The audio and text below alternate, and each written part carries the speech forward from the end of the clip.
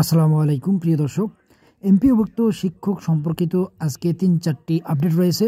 তো আশা করছি সম্পূর্ণ ভিডিওটি আপনারা দেখবেন। তো দর্শক, আপনারা জানেন যে ইএফটির ভুলের কারণে ডিসেম্বর মাসের বেতন এখনও অনেক শিক্ষক পাননি। তো আজকে আবার নতুন করে তথ্য সংশোধনের সময় দিয়েছে মাউসি। আপনারা জানেন যে ৬ই মার্চ ছিল সেই তথ্য ভুল সংশোধনের লাস্ট ডেট। তো আবার সেই সময় বৃদ্ধি পেয়েছে।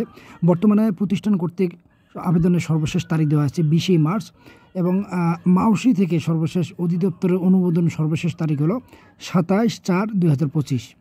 এই তারিখের মধ্যেই চূড়ান্ত হবে এবং কলেজের ক্ষেত্রে বলা হয়েছে যে আবেদনের লাস্ট ডেট ২০ তারিখ এবং সেটাও মাউসি থেকে সর্বশেষ অনুমোদন হবে ২৭/৪/২০২৫।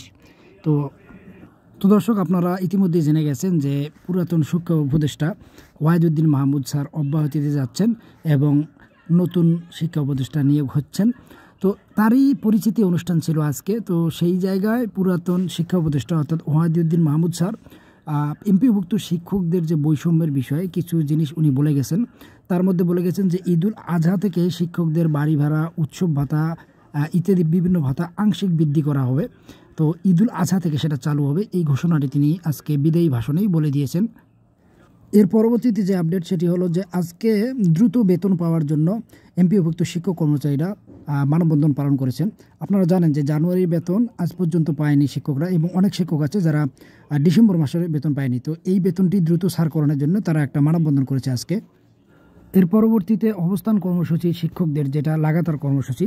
তো আজকে 22তম দিনেও তারা অবস্থান কর্মসূচি পালন করছেন এবং গত রাত থেকে প্রেস ক্লাবেই খাওয়া দাওয়া সেহেরি, ইফতার সহ সেখানেই তাদের জীবনযাপন চলছে। সেই সঙ্গে সকল শিক্ষকদেরকে আহ্বান করা হয়েছে যাতে এই কর্মসূচির সঙ্গে একাত্মতা প্রকাশ করে।